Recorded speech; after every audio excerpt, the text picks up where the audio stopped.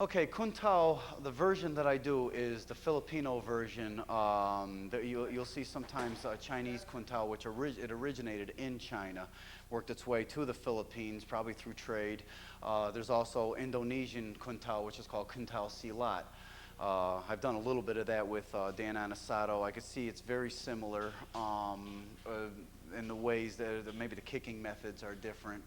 That's about it. But Joe Rossi had learned Kun Tao in the Philippines back in World War II, and it's kind of a very violent art, I could see, because of all the eye gouging, headbutts, bites, pinches, everything. But it works. I like it very much. It seems to get the point across, and it's very direct.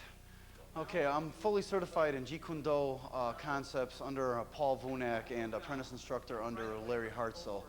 I've been studying Kun Tao since the mid-70s. I have a 5th degree black belt under Grandmaster Joe Rossi, who is actually one of the biggest influence in my martial arts training. It had shown me the light, more or less, to explore other systems to be able to come up with this. I've been basically following Dan Anisato around as often as I could also. He's also another person who's a big influence on me. I got started in martial arts. I just always liked it. This is back in the late 60s. I had started in, I started with Tang Soo Do style.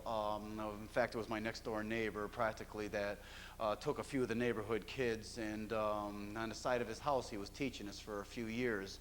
And in the mid-70s I had met Grandmaster Joe Rossi. I found his techniques were completely different. Where I thought I was very good at like a karate type of style, I realized there was a lot more to it.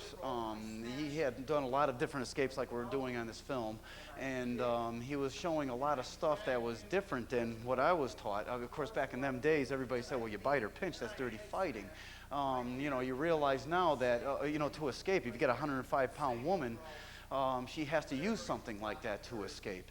I saw something in him that was teaching things like that, and I saw some of the women down at his school were pretty good fighters, I thought, so I decided to join up with him. This is around 1976, 77 that I had signed up with him, and I stayed with him 12 solid years, and as a matter of fact, he still comes to my school, and he goes over techniques with myself and my students. Grappling is a good answer.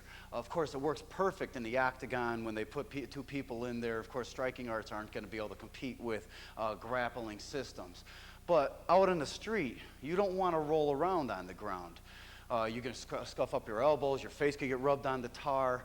So it's good to understand how to avoid grappling also, which it seems like Kun Tao gives you both. What to do a little bit on the ground. Of course, we add the jiu-jitsu and the shoot wrestling and whatever else Larry Hartzell may teach us to know what to do on the ground, adding the knees, elbows, headbutts, eye gouging, biting, pinching in there to avoid possibly rolling around on the ground.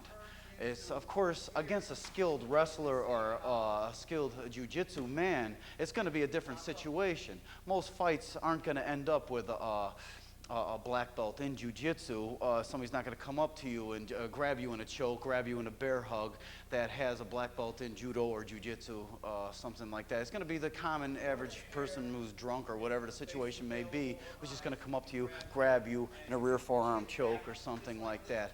It's just basically muscle moves we're showing here to get out of. Of course, Jeet Kune Do has a lot to offer, being you have to be efficient in kicking, boxing, trapping, and grappling range. We practice all 4 ranges to be efficient enough to be able to compete with everybody else who's also good in those ranges, whether it be 1 or 2 of their ranges. We like to find out what they're good at, and we try to avoid it. And in other words, if they're a stand-up fighter, in other words, kickboxer, we would probably like to get into trapping to grappling range and take it from there because that's unfamiliar to them. Okay, the reason why I show, rather than just showing one technique, say for a choke, this person might have picked up on your motion.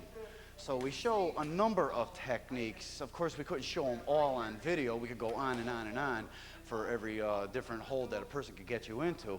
But we show a number of techniques, so in case one fails, you have an alternate route to take. So in other words, you go to palm, he may have moved you this way. Well, maybe now you could knee. Maybe he picked up on your knee motion, so he's blocking low, so you go back high again and go for a headbutt.